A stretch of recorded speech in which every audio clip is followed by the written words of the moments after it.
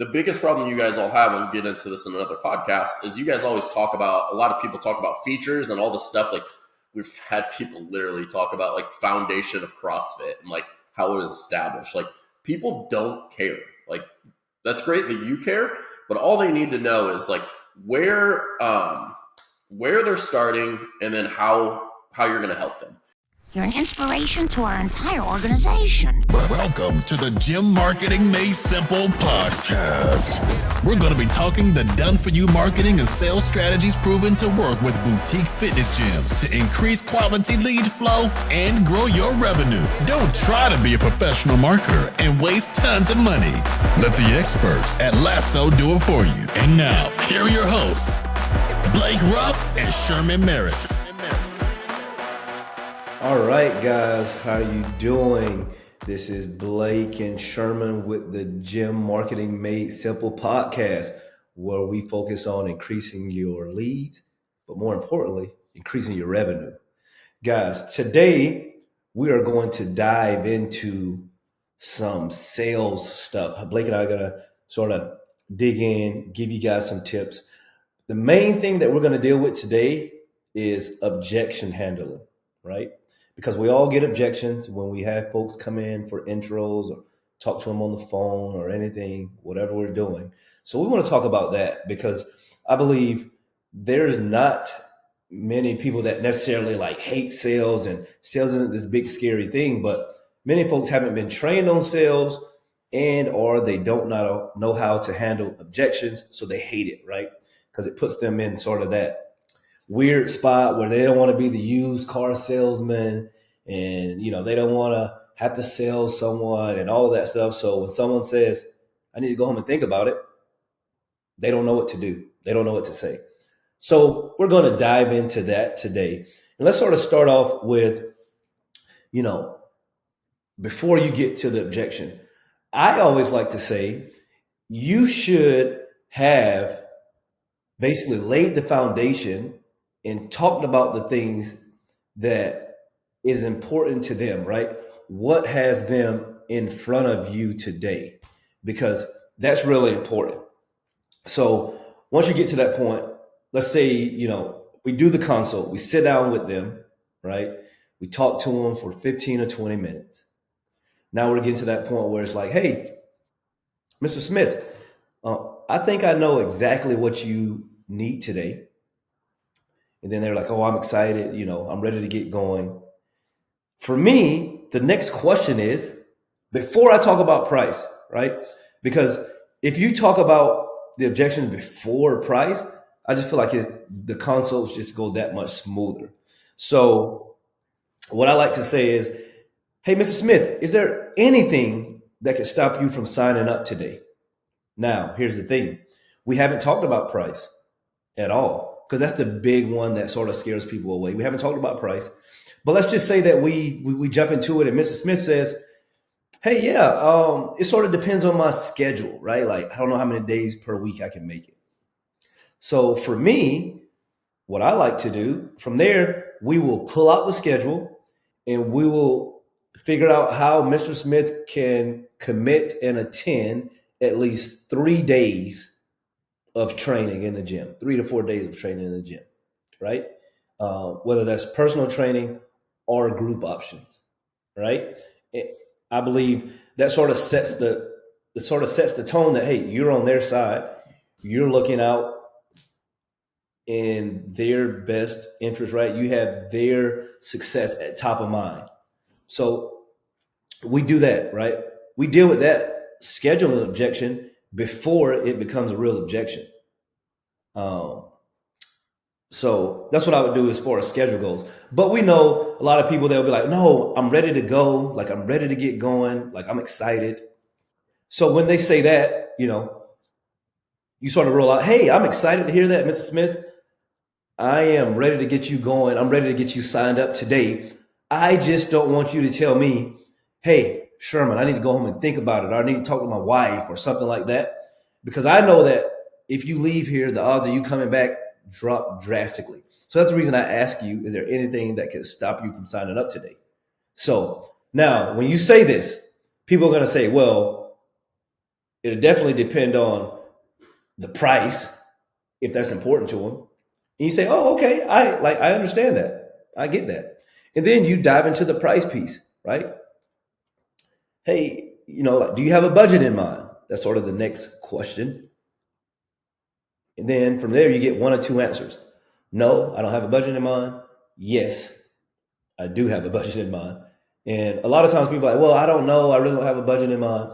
And we train folks to sell from the top down, I like to say. So you want to start with your most premium service, right? Your most premium service from the top down. For us, that's personal training with or without customized nutrition, right? And those prices range anywhere from, I want to say, about $800 up to about $1,200 per month, right?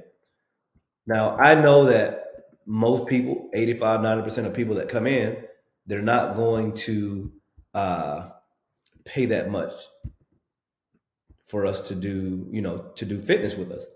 But the reason that I roll that out first is because I want them to see the price so I can sort of price anchor them, right, with that.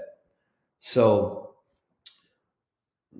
for you guys that are, for you guys that are sort of new to this, it's important that you have a premium service so that you can always start selling them from the top down, right? Because if you just jump right into your main offering, oh, it's CrossFit for $200 a month. What happens when they say, that's too much money? I can't afford that, or I'm not willing to pay that. That's when it gets awkward. That's when it gets awkward. You really don't know where to go. You really don't have anywhere to go. So that's the reason that you must sort of sell them from the top down, starting with your most premium service first, then you drop down from there. So again, for me, I like to say, okay, hey, how does this work? And then they're going to say, oh, like, I can't afford that, or I'm not willing to pay that much. That's too much money. So when that happens, I say, okay, hey, you can't afford $1,000 a month. I understand that, Mr. Smith. So obviously you have a budget in mind. So tell me, like, what's your real budget? Because I don't want to waste your time showing you all of these programs that may not fit your budget. But I do believe that if you did 3 times a week, 4 times a week personal training with customized nutrition here, you will reach all of your results even quicker, right? So what's your real budget? And then we sort of go from there, right? You'll get a real budget most of the time. And when you step down to that next price tier, it's just so much better, right? They actually, a lot of times, the potential client sort of breathes a sigh of relief, because when you go from $1,200 a month down to $250 a month, they're like, oh, that's better, right? And you can really help them deal with some of these pricing stick-ups that they may have. Because here's the thing, it's not really about the price for most folks. For some folks, of course, some people cannot afford to pay you $200, $300, $400 a month for fitness. Plus, like, I get that. But most people, they can afford it if they really want to. But you have to do a great job of conveying how your gym is the solution to their problem, right? And I think that that's where we get stuck when someone talks about the price, because we don't really start from the top down, right? We don't ask them beforehand, hey, is there anything that can stop you from signing up today? And I think it's a great thing for you to tell them, hey, Mr. Smith, I'm excited to meet with you today. I'm excited to hear about your problems and get you signed up today, because that's why we're here. I want to get you signed up today. You can tell them what you're looking for. You can tell them the objection of this meeting. It's okay that you don't want to spend 30 minutes with every single person that has an inquiry on your gym. You want to sign them up, and that's okay to let them know, right? A lot of people are like, well, I don't know if I can say that. Like, yes, you can. The goal is to get them to sign up and let them know earlyhand. You set the tone of the meeting. The only reason I'm here today, Mrs. Smith, is to sign you up so you can reach your goals of ABC, right? Whatever their goals are. and you really start that from there. Blake, what have you sort of seen in the past that sort of trips up most newer sales folks, or even the ones that are sort of green in this sort of sales process? Yeah, I think the biggest thing that a lot of you guys struggle with is honestly just being too nice, right? Like, you're just like, anytime they say, oh, I don't know, or I need to think about it, it's like, oh, I get it, like, no problem, right? Rather than digging a little deeper. And a lot of times you're getting objections just because you haven't explained the value or how you're going to solve your problem.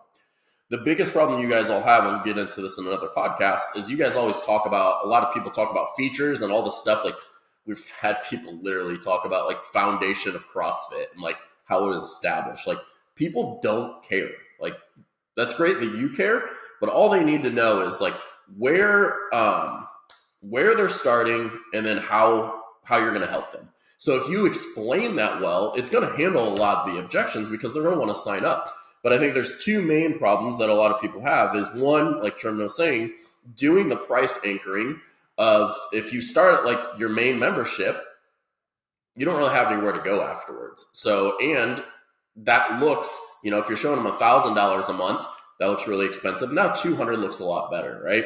That's number one. And number two is just not digging deeper, just giving up when they give the objection.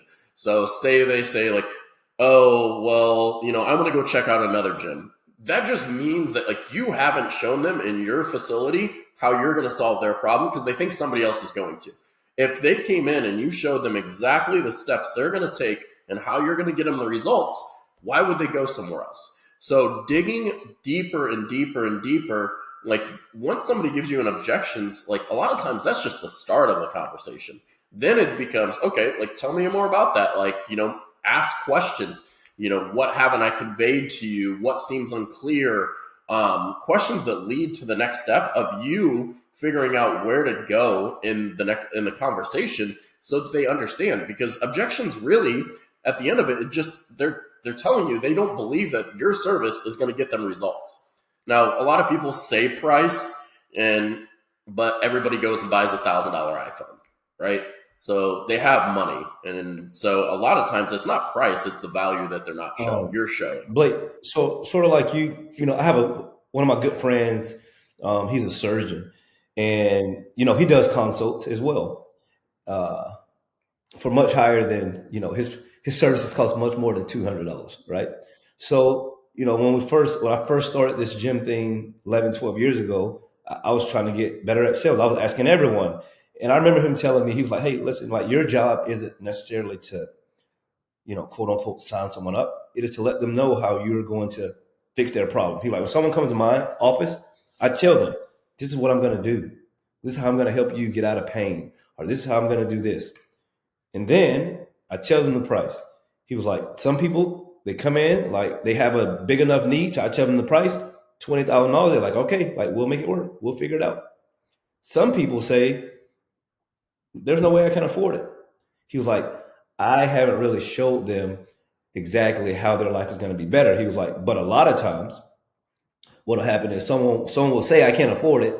And then the pain will increase over a short amount of time. And then they'll come back weeks later and say, hey, I need to do this. I need to get this problem solved. So it's the same thing in our sales consults, guys. Like Blake was sort of alluding to. You have to really talk about how your gym is a solution to their problem, right? You really have to dive into that. So if someone comes in and their big pain point is weight loss, one, you show them testimonials, how you have helped hundreds of people lose weight in the past, how they've had success, how you do that. You sort of give them a little bit on how you're going to help them do that, how they're going to be the next success story. And then you say, hey, Mr. Smith, I'm ready to get you signed up. Are you ready? Right? I've actually signed up people at my gym through a consult, and they didn't even know the price before they gave me their credit card. I talk about the service and how I'm going to help them reach their goals. And they're like, I love it. Yes, this is good. I'm like, hey, Mr. Smith, are you ready? Like, yeah, I'm ready to go. Okay, let's go get you signed up. We get up. I'm entering their information in the computer. They hand over their credit card. Well, hold on. Like, how much does this cost? I don't even know. I sort of smile. Is it like, does it really matter? because you've already, obviously they're in, right? And a lot of my coaches, they would find that so funny. Be like, how do you sign these people up and they don't even know the price? I was like, well, before I run their credit card, they'll ask. But if someone doesn't ask me the price and they give me their card, I don't tell them the price, because obviously the price isn't important to them. Them reaching their goals is important to them, guys. And I think a lot of times with the objection handling, the person that is trying to help them, they have all of these preconceived notions in their head, and they sort of get in the way, and that hurts the client long term. Here's the thing: everyone, whenever I hear a gym owner tell me, or anyone that does sales in the gym industry, oh, I don't want to be, I don't want to be sleazy. I don't want to push folks. My first question is, okay, let's play that out. You don't want to be salesy. You don't want to be pushy. So, is your gym the best gym in town? Oh, absolutely. We've helped hundreds of people. We have all this accountability. We use this and that. Okay, so you strongly believe your gym is the best gym in town. So that means everyone in your town would be best suited to join your gym. Like, really? Like, not everyone, but like most people. Like, yes, I think I can help anyone. Okay, think about the worst gym in your town. Whatever you think the worst gym in your town is. Okay, I'm thinking about it.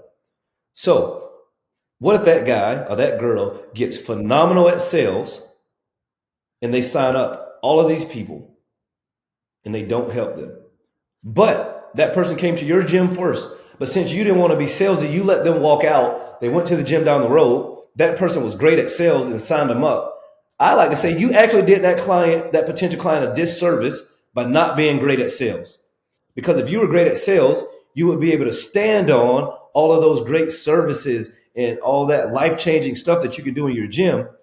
But because your feelings got in the way and you didn't want to be salesy, you let them leave and go to the crappy gym in town where that guy or that girl, they're just trying to sign people up, and they're going to be out of fitness in 3 to 4 months because it's a bad experience and they hate it, or maybe they got hurt because of the coaching.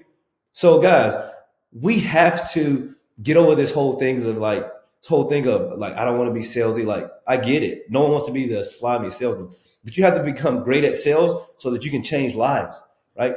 Every single person that comes in doesn't necessarily know what they need. So it's on you to be able to tell them. I always like to use this analogy. If someone came to me right now and said, hey, Sherman, I got a new car for you. This car is going to cost you $250,000. Me, I'm going to say, I don't need a $250,000 car, but thank you. Then I talk to them later and they're like, listen, Sherman, I'm going to give you one more opportunity to get this car. Like, no, I don't need it.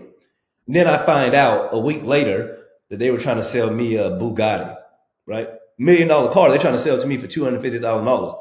Now I've missed out on a huge opportunity because I was just so focused on the price. I wasn't focused on what I was actually getting for that price. And that's the same thing that happens sometimes in these gym consults, because we don't really tell them everything that we're getting. We're just like, oh, just join the gym. Oh, okay, yeah, can you tell me more about your gym? Send them the link. Click on this link. These are our prices. Well, all they're looking at is prices. They don't have anything else to go off of. So why would I pay $250,000 for a car when I can go down the road and buy a car for $50,000? Why would they join a $200 or $300 a month gym when they can go down the road and join a $20 a month gym? It's all about you guys becoming better at sales so that you can help more people, right? So I believe that this is one of the biggest things that the gym industry is going to continue to level up on, the micro gym industry, because here's the thing, if we're being honest, these franchises, Eat the Frog, Orange Theories, those type of gyms, they have entire sales teams dedicated to signing folks up, right? Entire sales teams, people that get trained, that's what they do, right? And that is what we are fighting against now. So we have to get great at sales, guys. And objection handling is sort of bottom of the tier, right? Like, you have to get decent at that. You'll get better over the years. The more training, the more reps you get. But if you're just afraid, or you just let every single person that walks out the door because they said they need to think about it, or they need to call their spouse, or I need to talk to my spouse. Here's the thing. I'm going to answer that. I'm going to let you talk, Blake, before we get off. But here's the big one. I need to talk to my spouse. Hey, I get it. I'm a married man as well. So this is what I'm going to do. I'm going to step outside of the room. I'm going to let you call your spouse. You guys talk it out, because and then I'll come back in and then we'll get you signed up. Because of course your spouse wants you to be in great shape. I know that, but I understand you guys need to talk it out. Now they're going to say, "Oh, okay, thank you." You leave out of the room, let them talk. Or they're going to say, "Oh no, I can't get in contact with my spouse." Guys, we know 9 times out of 10 that's a lie. If we need our spouse, you can send them a text. "Hey, I need you to call me." You're going to get a call back fairly quickly, right? So here's the thing, guys.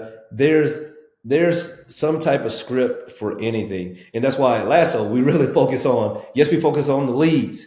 We want to get you leads, we want to increase your revenue. But the sales training is something that we dive into because we know that we can get you the best, highest quality leads in the world. But if you don't know how to sell them, it doesn't matter. It's going to be like, "Oh, all these leads are crappy." Well, we're not saying anything is free. So people aren't looking for anything free. So that means these people have a problem. They come in front of you. You have to be able to convey how your gym is going to solve their problem, guys. So, yeah, I think the big thing is like a lot of times before you run paid marketing, you think you're really good at sales, which you probably closed 80 to 90%, but excuse me, you're closing everybody that's a referral. So Susie's best friend, Susie basically already sold them for you. You just basically have to sign them up, right? When you go into cold traffic, it's like switching. Right now, people are fishing for you. They're searching you out. And then when you start running ads, now you're fishing for people. So you actually have to be a legit salesperson. And, the spousal thing is really hard. But at the end of the day, like, you want to get a yes, no, and get away from maybes, right? Like, maybes will kill you. You'll track them down the whole time. One thing I would do, like Sherman said, ask them to give a quick call is great. And then if they're still on the fence, they're like, "Hey, my husband's at work, but I really, really want to do this," and they sound serious, hey, no problem. So here's what we're going to do, because we all know getting a credit card is the hardest thing. Let me get your credit card. Let me put it in the system. I'm going to set this up to run tomorrow. All you got to do tonight is go home, talk to your husband, and then just shoot me a message. If he doesn't want you to do it, I'll cancel out the membership, right? No problem. This way, the reason I like doing this is because they had to respond to me that night or they were going to get charged the next day. Because people, once they leave, and I would say this all the time, once you leave, you're going to think of every reason not to sign up. And 80% of people that leave here today without signing up are never going to sign up because you're going to think of all the reasons not to: money, time, schedule, motivation, accountability, all that kind of stuff, right? So getting some payment information ahead of time and getting it in the system. And like, to be honest, probably 30% of people are still going to sign up, but it's going to reduce the time that you spend seeking after those people, which just searching after leads that came in the door and then you're looking for them and like messaging them and calling them and can't get a hold. You're wasting so much time that could be used on people that are actually going to come in and sign up. So doing those few things of asking like, "Hey, do you want to call them real quick? I'll step outside." Hey, okay, they weren't available. And then if they can call them, you're going to get a yes or no. But if they can't call them, then you just ask them like, "Hey, are you really serious about doing this?" "Yeah, I really want to do this." Great. So I totally understand you need to talk to your spouse. Let me get your card information. Let me put everything in. I'm just going to start this tomorrow, the next day or whatever. But all you got to do is go home and talk to your husband, wife, whatever it is. And then just let me know tonight. And if you don't want to do it, no problem. Cancel everything out. And that's probably the easiest and best way to do it because that's the one everybody gets hung up on. I think the only other thing that I would add to this conversation before we go is when you guys show pricing sheets, don't keep talking. Wait for a response for them to say yes or no. Like a lot of you guys like show a pricing sheets and then you're trying to justify your price.